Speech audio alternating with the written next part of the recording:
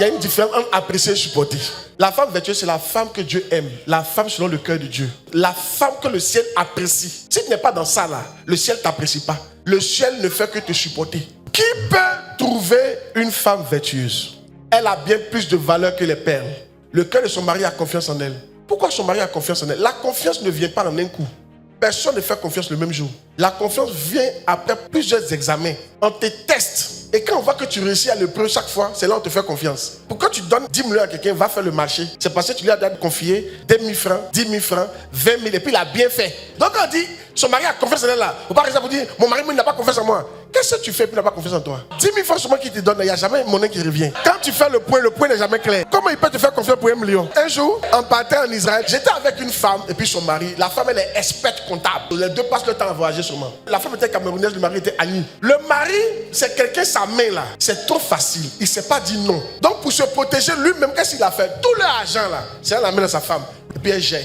Mais elle gère très bien. Elle gère au point où quand il lui donne l'argent, elle enlève pour lui-même économie, ce qui peut mettre sur lui, tout ça. Même le marché, elle calcule entre aller à Djamé et puis payer ici. Si on met le transport dessus, où est plus cher, ou plus moins cher.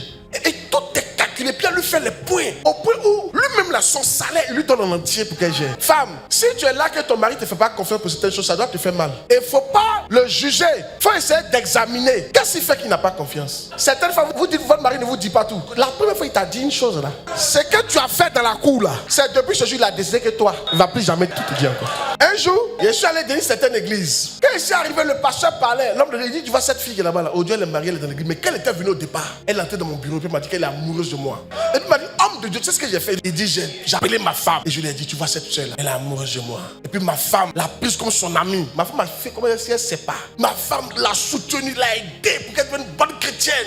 Ma femme a trouvé mari pour elle, s'est mariée, elle est restée dans l'église. Je lui ai dit, vraiment, si toutes les moments passés sont comme ta femme, c'est bon. Il faut aller dire que telle personne est femme. Ce soir même, on ne va plus venir à l'église encore. C'est pas là qu'elle a commencé comme ça. Elle peut te faire confiance encore. C'est vos réactions qui font qu'on vous donne confiance. La réaction en face d'un problème. La réaction en face d'une difficulté. La réaction en face d'une situation. La réaction en face d'une information qu'on t'a donnée. C'est tout ça qui fait qu'on a confiance en toi. Confiance ne vient pas comme ça. Hey!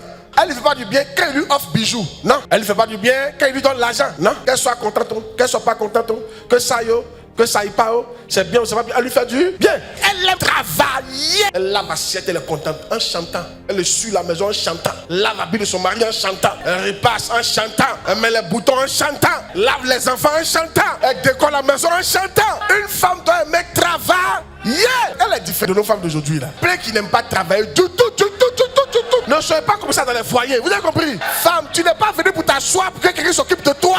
Ton fiancé n'est pas le Saint-Esprit.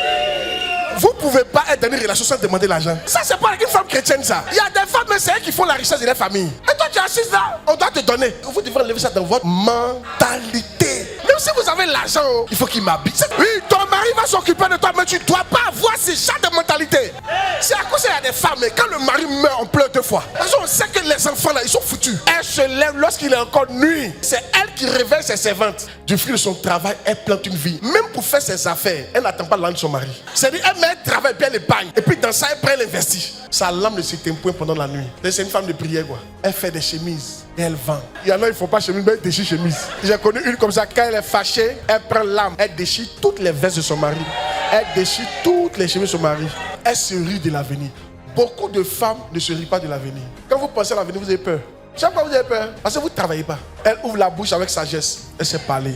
Les femmes, votre bouche, on dirait, il y a la mort dedans. Elle ne mange pas le pain de paresse.